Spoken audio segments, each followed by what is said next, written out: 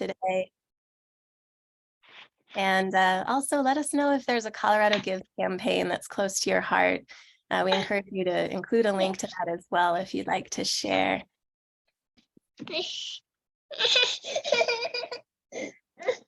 I love that we have babies with us here today. I'll kick us off with my own introduction here. I'm Laurel Smith, Value Chain Coordinator for Nourish, Colorado. I am from Fort Collins, Colorado. I grew up near Windsor. I currently live and farm in Wellington, Colorado, and today I'm signed in from the Boulder Jewish Cultural Center, who graciously is letting me use their office space today during the Soil Revolution Conference here in Boulder. So all four of these communities I've mentioned are on unceded Ute, Cheyenne, and Arapaho land. My favorite way to eat a potato, gosh, it depends on the day. My grandmother said, potatoes are a substitute for mother love. That's my mom's making that kind sound, you all. That's my mom, Mary Lou. So again, everybody, welcome. And if you'll chat in your favorite way to eat a potato, your name, if you have an organization you're affiliated with, and any Colorado Gives Day campaigns that are close to your heart, we encourage you to include a link to those as well. We'll just give it a few minutes. I know, they're cute.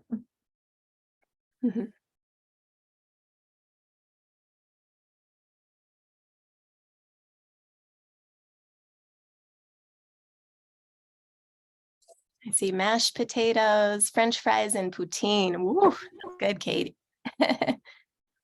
Nice, roasted, boiling. I just discovered you have to boil potatoes before roasting them.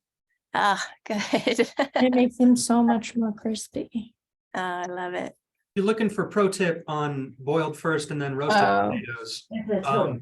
Boiling your potatoes with like a pinch of baking soda, and then tossing them in your fat, your oil after that before you roast them.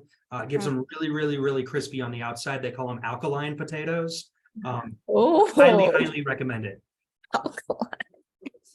Love it. That sounds scrumptious, Taylor. All right, sweet potato fries. I think it counts. Definitely counts.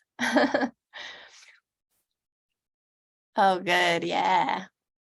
Thanks for chatting in, those who are just joining us, where you're calling in from, any organization you're affiliated with, a Colorado Gives Day campaign that's close to your heart. And we'll get started. So it's good to see familiar faces and ones that are brand new to me as well. Some of you I know are very familiar with what Nourish Colorado is and does, and some of you may not be as familiar with what we do. And so our hope today is to give you a few salient pictures of not only what the Colorado potato looks like in the Colorado food system, but also what Nourish Colorado looks like in the Colorado food system. We do our work by strengthening connections with and between farms, ranches, and communities, so that all Coloradoans can have equitable access to fresh and healthy food. And we do that by supporting healthy food in institutions like schools, healthy food incentives, and through food system policy that shows up both in institutions and in incentives. So we really enjoy our work and look forward to telling you about it today. We have our own Colorado Gives campaign that we're here to tell you about a little bit today. And we're aiming to raise $10,000. So I want to share a few ways before I introduce our speakers, a few ways that 10,000 makes an impact at Nourish Colorado. It allows us to run double up food bucks at a large farmer's market or local retailer for a year. You'll hear more about double up food bucks later. It provides 10 large weekly produce shares to WIC or older adult participants in our produce box program. It executes one regional culinary workshop training for school food service directors in our local Procurement Colorado program, which you're also going to hear about later. And it provides membership to and work with national food systems organizations to identify and remove barriers to resilient, nourishing food systems in Colorado through federal policy. So you can see that 10,000 goes a long way toward assuring that all Coloradoans have equitable access to fresh, nutritious foods. And if you're able to contribute today, awesome, or just tell people you know about what Nourish Colorado is doing, awesome. You can follow us on social media, and we'll make sure you have the links for that as well. So now it's time to hear from our wonderful guest presenters who each play an integral role in our Colorado food system. We have LeRoy Salazar of Salazar Farms in San Luis Valley. We have Laurita of Decatur Fresh in Denver. We have Theresa Spires of St. Vrain Valley Schools in Longmont. Andrea Loud of Nourish Colorado. She's our Denver Metro Regional Community Food Navigator. Chef Taylor Frederick, my colleague, also of Nourish Colorado, our culinary specialist, and Becca Gredone of Nourish Colorado also. She's our legal analyst. So thank you all for being here to help share about your work, to listen to our work, and to learn how potatoes show up in that work. So we begin at Salazar Farms in San Luis Valley and learn about the Colorado seed potato business. LeRoy Salazar is a fifth-generation farmer in the San Luis Valley whose farm, Salazar Farms, specializes in the production of seed potatoes. He produces early generation seed for other seed farms and also produces seed for commercial farmers who then produce the potatoes that you find in the store or at farmers markets. In the 1970s, LeRoy spent 2 years doing research and extension on potatoes and other Andean crops with the Consortium for International Development in Peru. He then built a consulting company called Agroengineering, which helped design and manage irrigation systems in several countries and in the US, where many of the irrigation systems are used on potatoes. And since the year 2000, he's been managing the family seed potato farm. You can see why we asked LeRoy to kick off our discussion of Colorado food systems through the eyes of a potato, as his work is at the very beginning, growing over 20 varieties of seed potatoes. Thank you for joining us, LeRoy. Thank you, Laurel, and thank you all for participating. Yeah, so there's so many varieties of potatoes around the world. There's thousands, actually. There's some are red, some are yellow, some are white. You know, you have the russets, the brown ones, and they have all kinds of internal colors.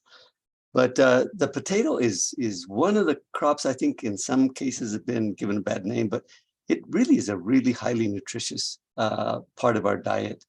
And it's really high in vitamin C. Just an 8-ounce potato will provide you with about 16% of your vitamin C, 11% of your calcium, 11% of your potassium, and 10% of your vitamin B6.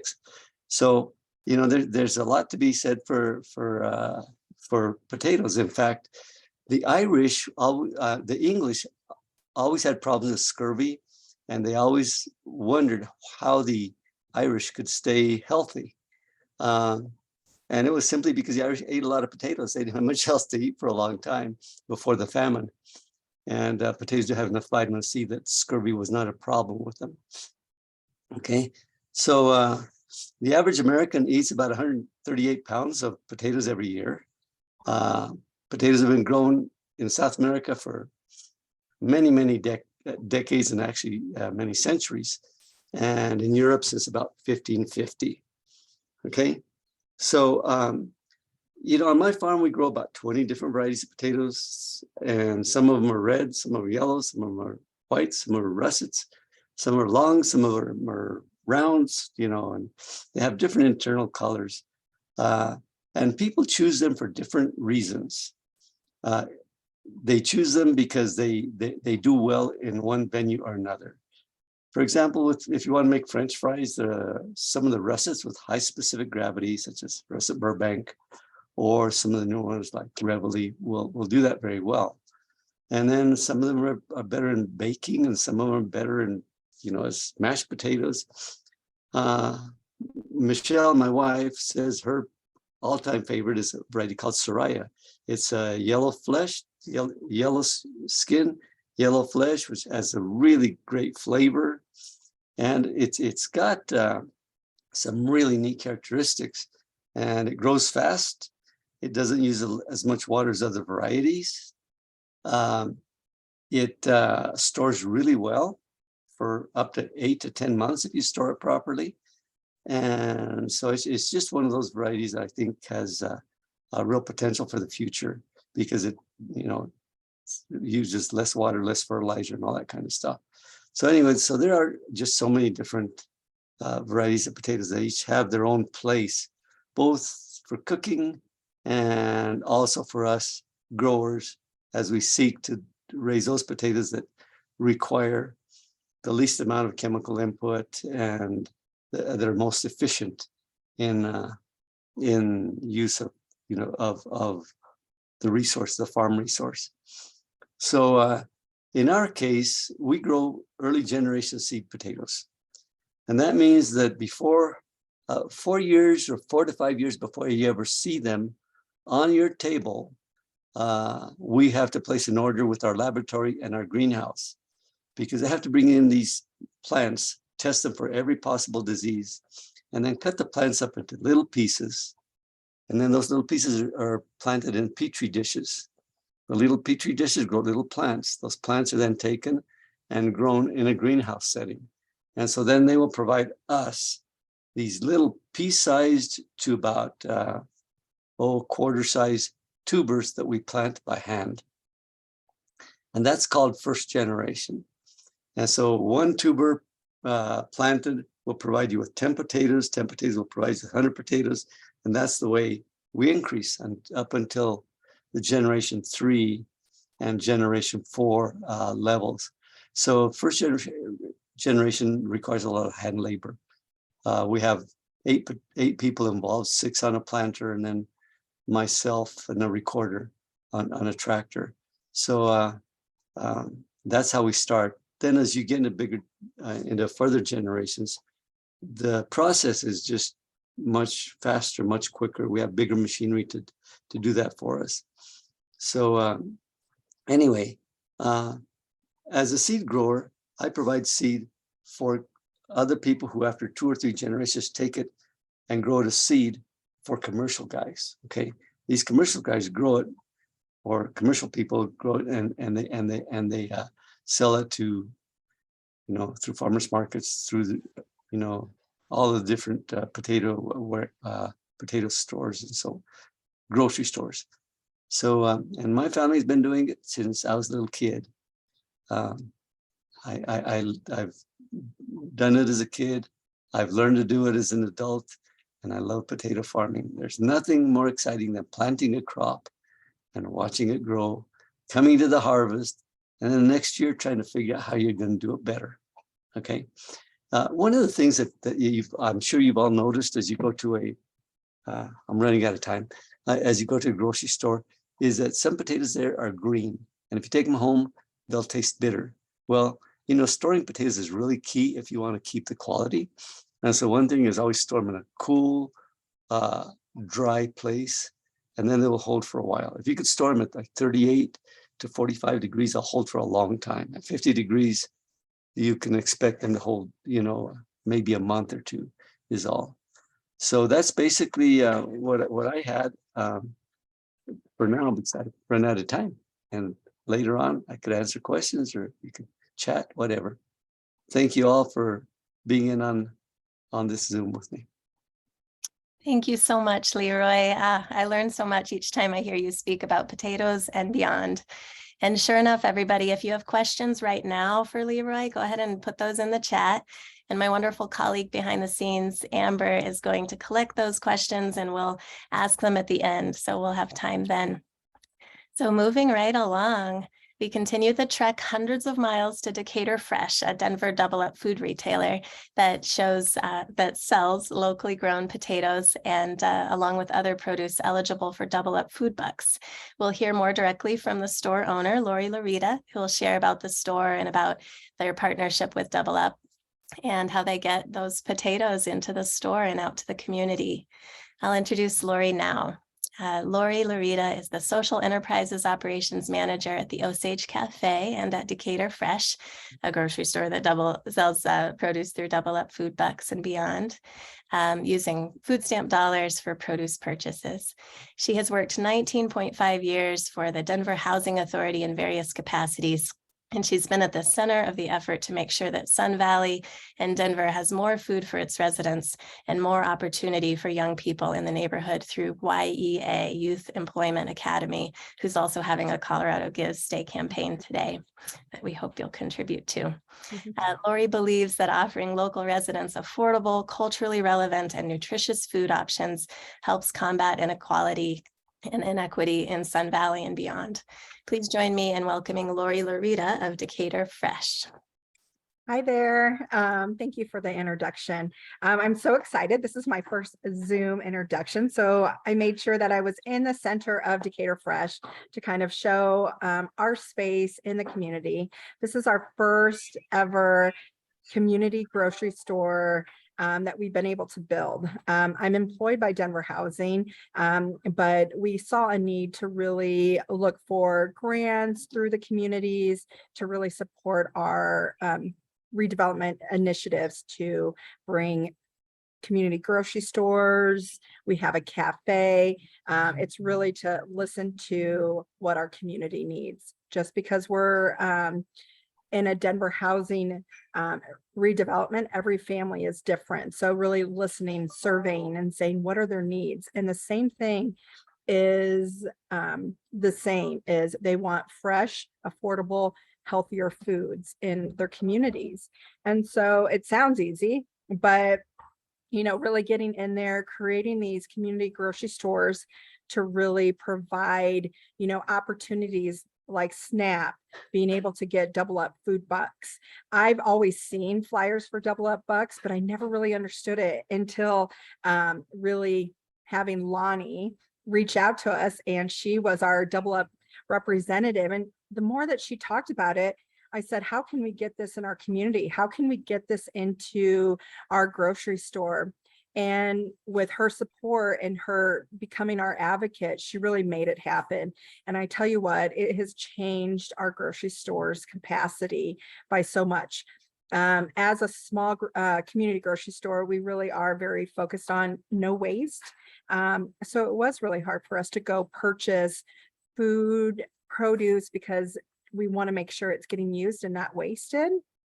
And so really buying those small amounts was hard for us, because if a family came in and they wanted certain products, either we had it or we had a very limited amount of it. So when we started accepting SNAP back in June, we were able to start our Double Up Bucks. And at the beginning, it was really focused on education for our customers. One of the things that I feel like is really important to vocalize in this is you have to have staff that are interested in supporting their community, their customers, on how do they expand those food dollars into nutritional components. And so the first couple of months, it was really just the education component on those food dollars and the Double Up Bucks. Before they would say, oh no, I don't need the Double Up Bucks. Well, then after the education and after more of that, did you know that you could use it on these products? Did you know these are local produce and the benefits of local produce, less miles to travel? So it was so important for us to really make sure that we were the educators in our grocery store. Our job is not just working, at the register, cleaning up and making sure things look pretty. It's really the educational component and, making sure that people understood that, we are here to support, whether it's, do you want to learn how to make potatoes in different ways? Just even hearing that little trick that Taylor said about the baking soda and making it, my mind's blown, but that's our job, is to talk to our customers, to really educate them and talk to them about kind of things that I wouldn't have known, or they might have just, it was a fun fact. So the double up bucks has really changed our capacity at Decatur Fresh.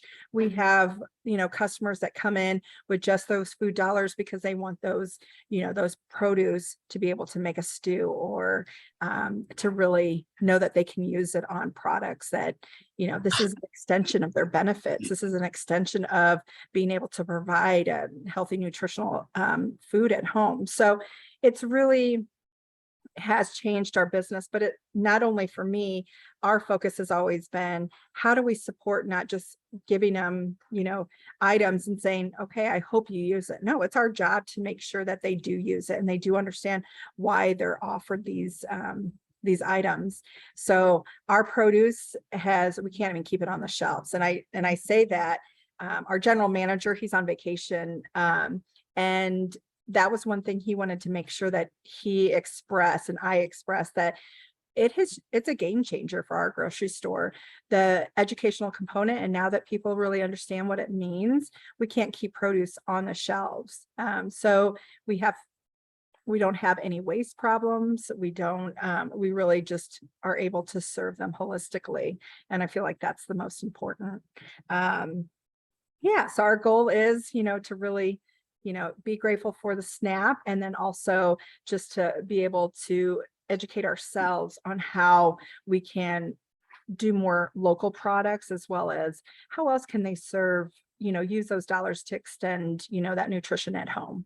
So we're really grateful for that. And I just, that's why I was happy to be, kind of at our store, so you guys can see, like, we're a safe place. We're a place that was kind of built together as a community, because we've been surveying each community, and that is one thing that is constant that we hear from all different families, is they want healthier options. They just didn't know there was the availability. So yeah, to really see that through is really important, and we're just so grateful for that.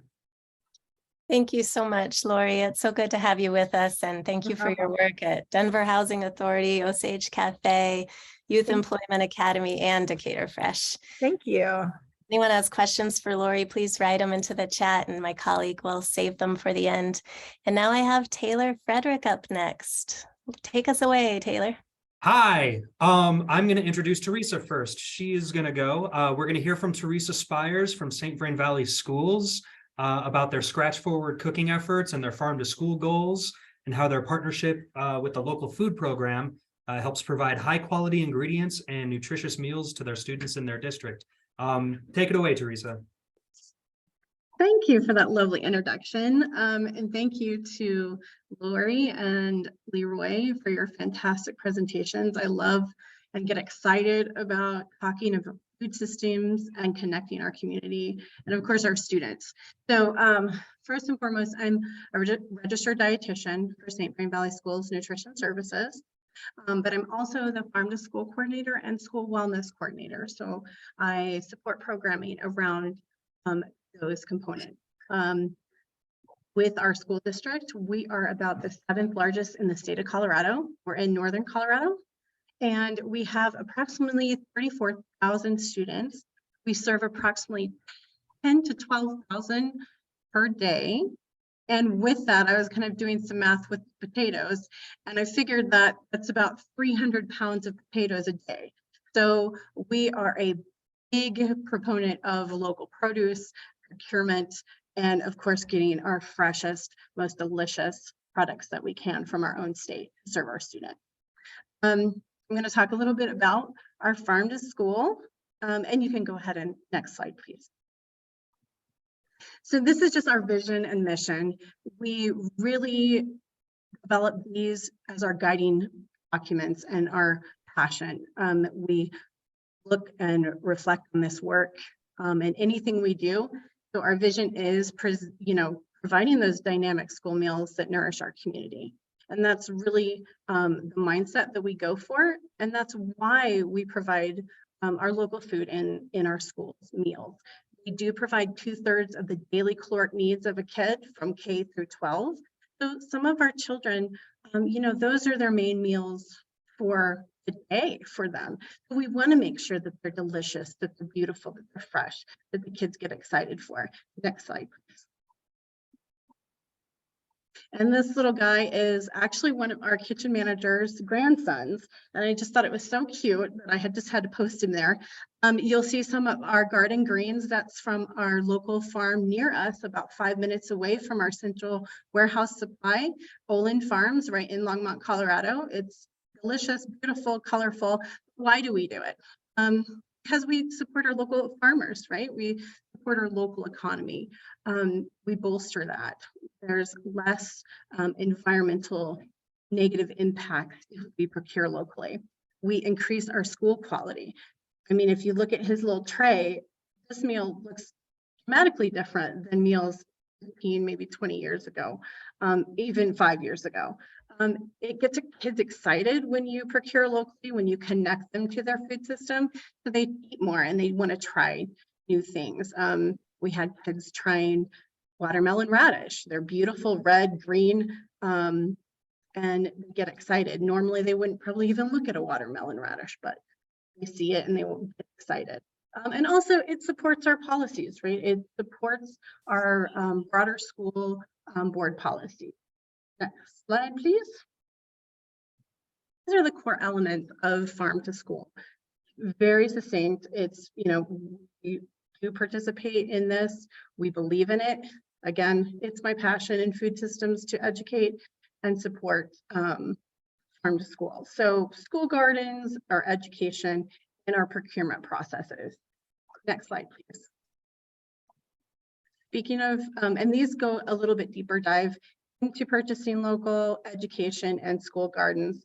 I'm going to go ahead and just let you read them if you want, since I'm kind of running on time. Next slide. And then it brings me to our local food program grant. School districts are under the scrutiny of being good stewards of taxpayer dollars. We are limited in the amount of funding and our budget that we can spend on food. Local food program grant has made a tremendous bolster in effort in our program to provide, to make connections with our local producers, also give that great tasting fresh produce and products that are value added to our students. We've received about $96,000 plus over this year. And I think we've almost spent it down already with all the fresh produce that we've been able to procure from the Western Slope, from, like I said, 5 minutes away from us. So that's been really exciting to be able to actually have this funding because that really has helped us understand our values and also implement them, put them into play. And we just are making this a part of our culture now, because the funding dollars give us the ability to make those connections and access to put it into our vision and mission. Next slide, please. These are just some of our farming partners that we have worked hard on developing personal relationships with. We want to know them, right? We want to visit their farm. We want to talk to them. We want to figure out their farming practices so that we can connect our students to their food in a more intimate way, and get them excited about agriculture in Colorado. As you can see, this is just a handful, but we procure from many different partners. And because of this local food program grant, we've been able to work on our infrastructure of purchasing. So we've streamlined that to where we can even, we anticipate adding even more local vendors to our procurement process. So that's really exciting. Okay, next slide. These are just some of our social media prompts. We love to market. We love to give kudos to our hardworking farming partners and local producers out there. So you can see like Rogers, Mesa, beautiful apples. The kids love them. They're small enough to fit in a little kiddo's mouth without them feeling overwhelmed, and they're able to bite onto them, especially those kiddos that are losing teeth. So this is located in Hotchkiss, as you can see, and then Greeley, baby carrots. We go through a ton of baby carrots, so we can actually procure locally, which is so exciting. Next slide, please. And this might be, this is my, oh, this is more farm to school. Sorry, I this was different. So I want to talk about a little bit more about our farm to school. And this is actually a part of our student farm and our student agri-science program. We raise out animals on the farm, and we actually are able to produce student raised pork and student raised lamb in our school meal. So you can go ahead and move forward since we're about here. And there's some more produce. Go ahead, next slide. And then some more produce. So you can just see, forward please. And this is our taste test event. So I just want to kind of talk a little bit about, I know we're almost out of time, but the partnerships between Nourish and St. Vrain are incredible. I couldn't have done this without Chef Taylor and his team. They have really helped skill building with our kitchen managers, with knife skills, with recipe testing. Their partnership is immense in getting the buy-in of our kitchen staff and our whole school community and the excitement. So we definitely have made an impact in our local food program and being able to sustain that. And if you can move forward, there's just at the end, there's our Westview potatoes recipe that students developed. You can go ahead and move forward. There's just some pictures, some little events there. There's Chef Taylor, by the way. And then move one slide forward, please. And there you go. There's our Westview potato and middle school development recipe. So we have added it to the menu and whatnot. So I'm sorry that I didn't get to go into detail about everything else, but I want to thank Nourish and its support. No problem, Theresa. Thank you so much. We just love hearing from you and all of your farm to school efforts and the great things that you guys are doing there in St. Vrain Valley Schools. Thank you so much for presenting. Yeah, we really appreciate it. Looks like I'm going next, and that's totally cool. Hi, for everybody that hasn't heard already. I'm Chef Taylor. I work here at Nourish. I'm the culinary specialist here. Most of what I get to do is go around to the Colorado school districts and other institutions and help support them in their farm to institution efforts. I do a lot of trainings with things like knife skills and use of large cooking equipment, menu development, things like that. And I get to travel all over the state. I get to go to St. Vrain Valley Schools. I get to go all the way to Durango, all the way to Lamar in Southeast Colorado. I'm in Southeast Colorado a lot. And just get to work with these school kitchen workers a lot and help out wherever I can. Let's see, what do we got here? Bringing it back to potatoes, we've heard a lot of fun facts about potatoes and kind of our featured item of the day. They're an awesome ingredient that we can have in the kitchen. I think I've been in kitchens where we use them every single day. I've opened restaurants before where we had to punch our own fries off of a wall, and I opened a restaurant in Fort Collins once where we filled 12 big trash barrels full of just fresh cut fries. So it was one guy's job every morning to just sit there and punch fries and punch fries. And this one arm got really, really, really big from it. And that's tons of fun. We were going to show a video, but I think I'm going to make the executive decision since we're running a little low on time. We're going to chat the link to the video in, and I'll talk a little bit about the recipe. Part of my job is recipe development for the Colorado Nutrition Incentives Program, or CNIP. And we have been developing recipes featuring Colorado produce. And one of those produce items is, surprise, surprise, potatoes. So I brought it in for everybody here at the office today. We take kind of small to medium-sized potatoes, about that big, and I microwave them, actually, and then we pop them on a sheet tray and smash them and roast them till they're super crispy and call them smashed potatoes. And they're really good with just burgers and a dipping sauce. I actually really like them with like Thai or Japanese curry. I think they're amazing with that. So we're going to pop the link. Looks like the YouTube link is in there if you guys want to check that out after the presentation or during questions or anything like that. And be on the lookout for more of those recipes. I think we did 12 or 13 of them. And they're all going to be coming on recipe cards that will be available to everybody. Recipe cards with a QR code linked to our YouTube page with those recipe videos on them. They're super fun. Let us know if you want those. This is actually a good time to talk about our giveaway, which we love giving stuff away.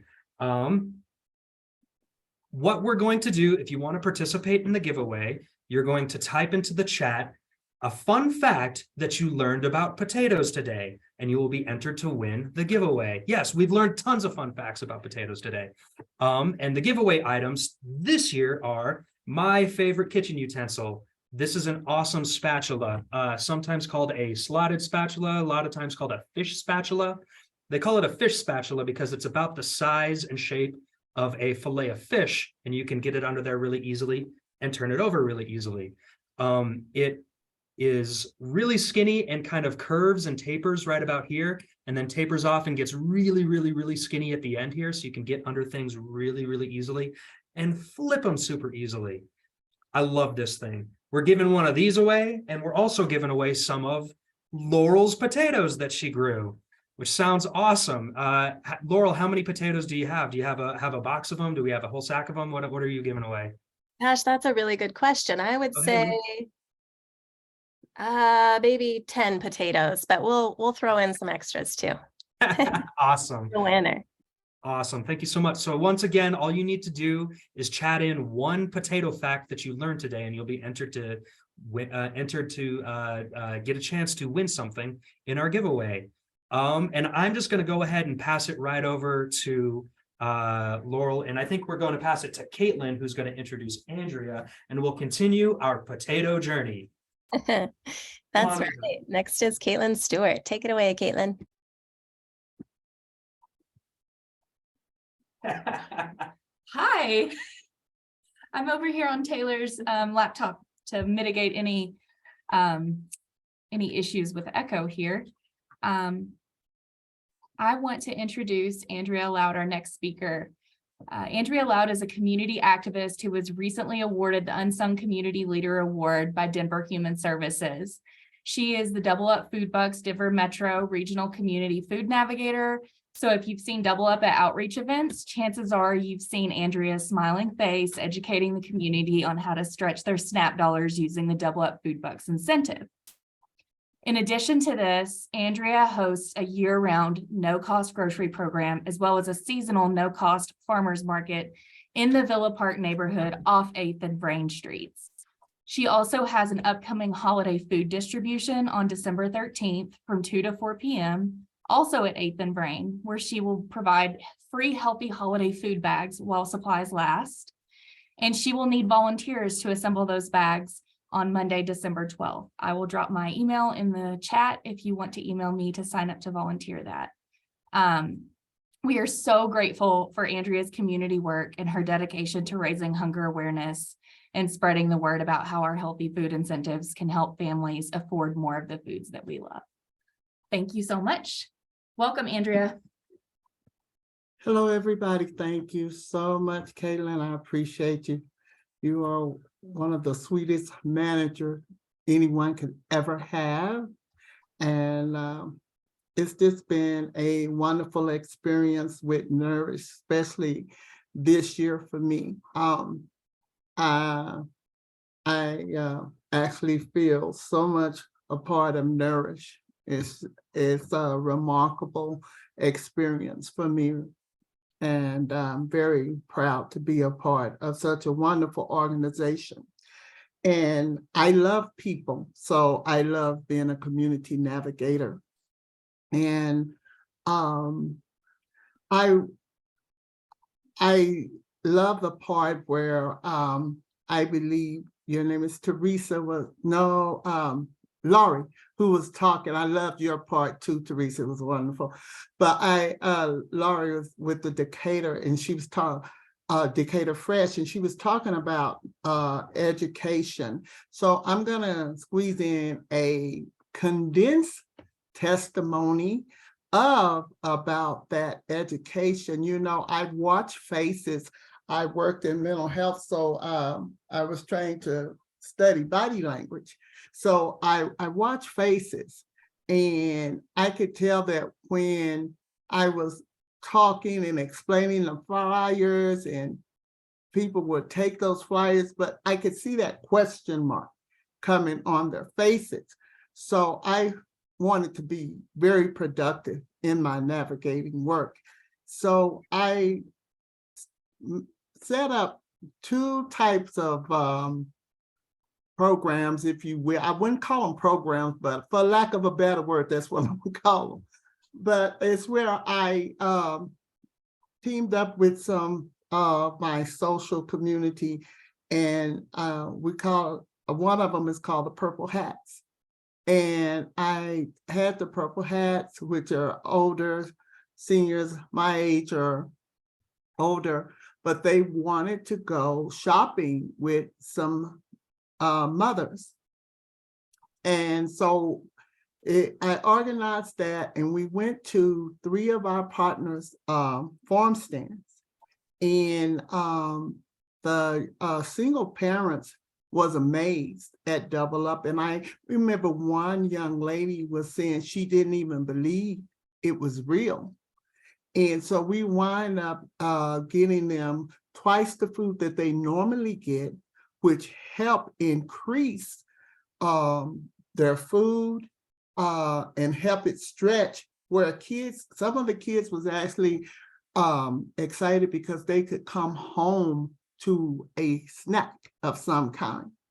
And so it was just amazing to see that part of nourishing community. And then I myself gathered some people from within my community where I live in Villa Park, and we went shopping, and they absolutely loved that.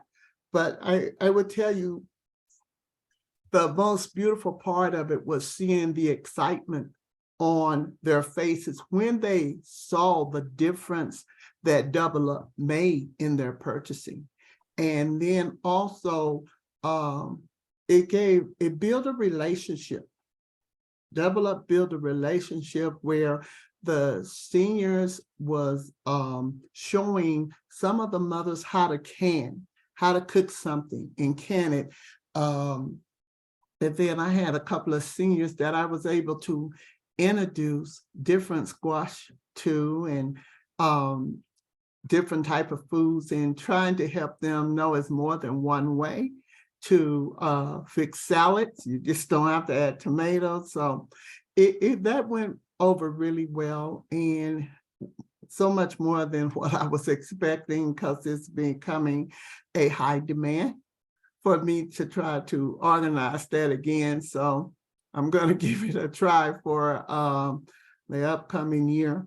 And it's just been amazing, even sharing about Double Up at the no-cost markets, because we have mothers there who, you know, don't necessarily have enough benefits to take them to the next month. So when they come to the no-cost market, and then they can understand that they can even go get more and double that up, it helps them stretch their household. One young mother was saying how she was able to put away spaghetti sauce, and she made her own spaghetti sauce. And so it's just, it's so many testimonies I could tell you about being out in community and how Nourish, the Double Up program, offers hope to people. And so it's just been a beautiful experience. Thank you. Thank you so much, Andrea. Really appreciate your work with Nourish Colorado and beyond. And if anyone has questions for Andrea, please drop those into the chat, because we'd love to answer those for you at the end of our time together. Next up, we have my colleague, Becca Gredone, who's going to talk with us about potatoes and policy. We'll weave it all together. Becca's our legal analyst, talking about how policy is integrated into each part of the food system, from the farm to the retail store, to school kitchens, to the consumer, and beyond. Thank you, Becca. Thanks, Laurel. Oh, wait. Okay. So behind all of the places, processes, and people involved with moving food from the seed to our mouths is a very important system of rules and structures to keep in mind. and that's policy in its many shapes, sizes, and forms. Essentially, every step that a potato or any other food will take on its journey is guided by the federal and state policies in place that determine how it's grown, where it goes, how it gets there, how people can buy it or sell it, how it can be served, and how it can be eaten. Understanding how policies affect the food system and how policymaking works is the backbone that allows for change to be made in the food system at large. From the huge federal law, the Farm Bill, which organizes how nutrition programs, incentive programs, conservation and commodity programs, and grants work, to the Child Nutrition Reauthorization and the National School Lunch Act, directing how children are fed in schools and other places, to state laws forming local food system programs, to capacity building grants and technical assistance funds, or to any other initiative in place to shape how our food system is functioning. Policy is generally behind it all. Nourish Colorado is one actor in the food system pushing for policies that support farms, ranches, and communities in a way that allows for all Coloradans to have equitable access to fresh, nutritious foods. As a policy advocate, we work in the state legislature and federal arena to lobby for laws that support this mission and with partners to help implement structural change. Last legislative session, Nourish led a state bill to success, which now allows Colorado to implement EBT integration within the next few years. The law also created a community food access program to connect retailers to local farmers and large-scale distributors. A third piece of this law created the Small Food Business Recovery and Resilience Grant Program to assist small retailers with the costs of operating, infrastructure, technical support, and equipment to offer nutrition benefit programs. The passing of Healthy School Meals for All in Colorado is another big win for Nourish's support. The act provides not only free meals to students, but also an increase in wages for cafeteria staff and additional funds for schools to procure local ingredients, with assistance to embrace community connections through an amplified version of the local food program that Nourish has administered for a few years. The local food program provides schools with an incentive for serving meals with local foods from farmers and ranchers across the state. With the 2023 Farm Bill approaching advocacy time, Nourish is currently drafting a platform that represents our local and federal partners' recommendations for changes and additions to the Farm Bill. We are proposing recommendations for SNAP benefits and incentives, local and regional food system programs, older adult meal programs, and values-based procurement initiatives.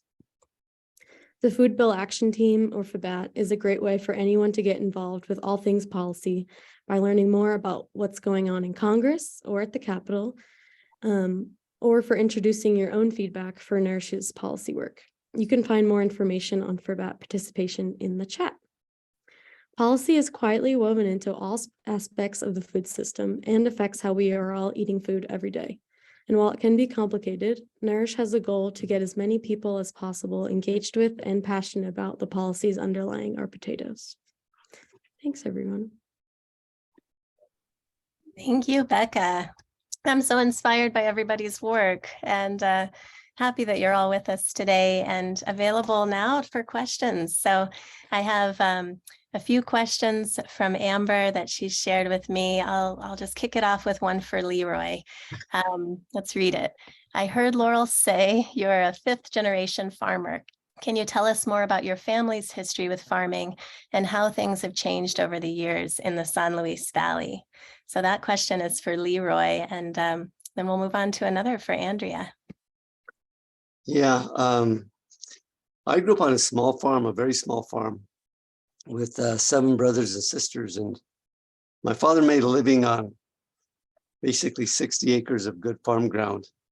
And farming has just changed so much, like everything, it seems like in this country, you know, farms are much bigger now. Equipment is so expensive, all the inputs are so expensive, and so a farm that in those days was small, you know, now wouldn't survive unless they're close to a population center and they can go into, for example, a farmer's market or something like that. So I think things have changed so much. Technology's changed. There's some, you know, our tractors drive themselves now. The way we look at nutrition of the soil is different. And I think there's so many things that are positive. There's some things that are negative, but for example, there's so much more organic farming going on. And the varieties that we're looking at, we look at them for, you know, how can we grow them without chemical inputs, more efficient all the time and so forth. We use a lot of soil health crops. So for example, as a rotation, we might have potatoes one year, the next year we'll have barley or something like that. Then the next year we'll put a crop of, for example, sorghum Sudan and some different kinds of brassicas and so forth that really improve your soil. They not only improve your soil from a nutritional standpoint, but they also eliminate diseases in your soil. So there's just a lot of things that have happened over the years, and many of them for the positive. I think I think on the negative side is just that it just takes so much input that so many of our small farms have gone by the wayside. Anything else? Thank you, LeRoy. I really appreciate that response. And I have a question now for Andrea to ask. What do you wish all Coloradoans understood about hunger and food access in our state? That one's for Andrea Loud. I wish, the most thing I wish about hunger, I think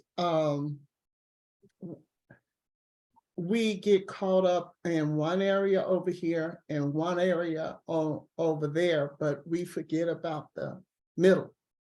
And if we could find a way to not leave a gap, because that's important, because hunger goes through that gap and it goes in and it sucks the life out of community. The community that I live in has been here, developed in 1969, and it did not start receiving any attention till 2 years ago.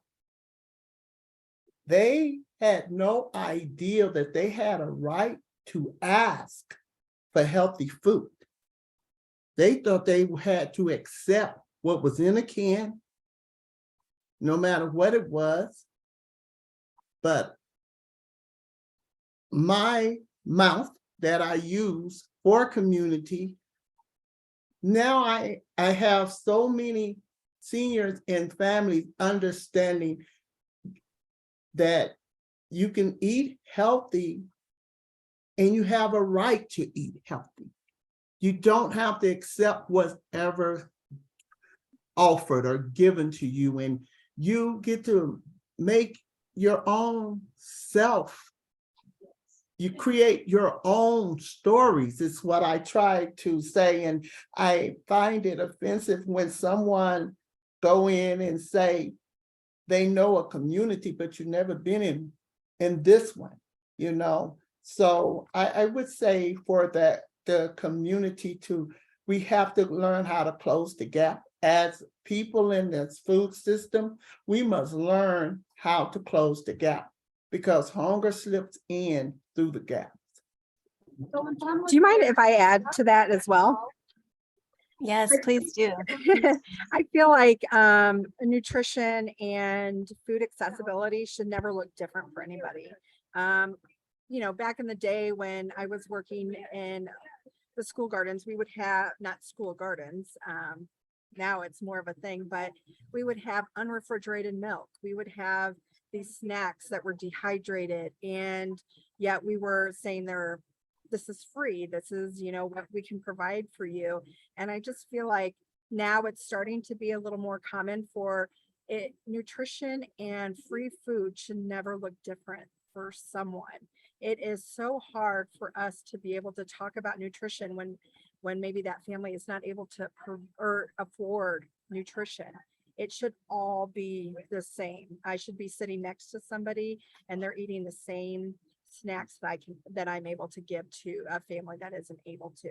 So I feel like things are getting better. Like at Decatur Fresh and a few other places, you have to apply for these grants to say, I want to provide affordable food and I want it to be affordable and nutritious. It shouldn't just be because it's cheap and I can get unrefrigerated milk and it can stay on the shelf. No, I mean, I know that I don't drink unrefrigerated, like not refrigerated milk. So why should it be different for families that can't afford it? So I feel like the initiative to constantly work towards, produce is affordable. Mostly we can make a lot of healthy meals. So we need to educate. So I feel like I wanted to add to that because that is one thing, things are starting to change. But before it was just, hey, we're providing a free meal, so it looks like this. No, it should be the same for everybody, no matter the income level. You should never have to beg for nutritious food or have to ask or wait for it to be given to you for free. So I just wanted to add to that. Sorry. That's like, has always been my, just working in our communities and working through our programs and how it's changed and evolved. I just love the mission that, even, Double Up Bucks and Nourish Colorado. It just, Andrea, just even learning everything that you do, you really want to just educate and show sustainability and provide like longevity. We have harvest time, we're giving them skills to know how to work with the garden items or our farm stands that can give you fresh produce. But how do we provide canning education too, so they can prolong and have that year-long support? So I'm with you, Andrea. So much, I hear you all. I love it. I feel like that's both of you. I sure appreciate both of you and all of our speakers today. I note that we have a few questions that we don't have time to answer, and I'm so glad we took time to answer these first few questions the way that we did. So how about in the materials that we send out via email, we'll ask these two questions. One is for Theresa and one is for Becca, and we will share responses in our email if Becca and Theresa are willing to respond to us via text or message. Before we go, we have some resources to share with you. I'd love for our speakers to share out their contact information or websites for their projects and organizations if they're willing. Caitlin at Nourish, thank you, Caitlin, has been dropping a bunch of links in the chat for you to learn more about how Nourish Colorado supports this work through initiatives like Double Up, Low Proco, CNIP, and policy advocacy work. Please visit our website at nourishcolorado.org. And to support this work today, please consider a donation of any amount. Any amount at all is really appreciated to our Colorado Gives Day campaign that we're celebrating. It's at coloradogives.org/nourishcolorado. And also I want to just put it out there. Many of us know someone looking for work, and there are many opportunities open right now, and we try to post them as we see them on our jobs board. It's at nourishcolorado.org/about/careers and opportunities. You'll see that link Caitlin's posting in the chat. And please reach out to discuss any of our work and how we can move forward together. You can join our mailing list. A link for that will go into the chat. And I really love the FBAT, the Food Bill Action Team meetings that Becca spoke about to discuss food policy. Let's all get involved in food policy as much as we can to sing about the importance of food as a human right. So that link is in the chat as well. Thank you everyone who participated today. We'll send up a follow-up email with resources and an event recording. I want to announce that Kristen Love is our winner of the spatula and the 10 or more potatoes. Congratulations, Kristen Love. And I'd love to ask Jessie, my wonderful colleague Jessie, to send us out with that video that Chef Taylor didn't have time to play earlier, so that anyone who wants to stay on for another 3 minutes or so could learn about our smashed potato recipe that goes out in our Colorado Nutrition Incentive Program boxes for elders and people who utilize SNAP, people who have infants at home. So send us out with that video if you're willing, Jessie. And thank you all so much for supporting the work of Nourish Colorado to strengthen connections between farms, ranches, and communities so that everybody in Colorado can have equitable access to fresh, nutritious food. Grateful to be with you all today.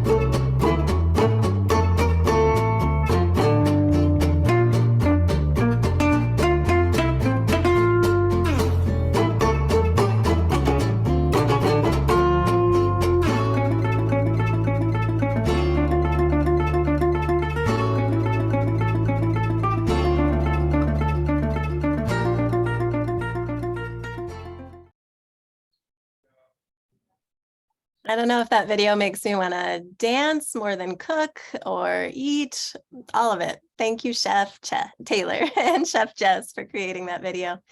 Goodbye, everyone. Take care. Happy Colorado Gives Day.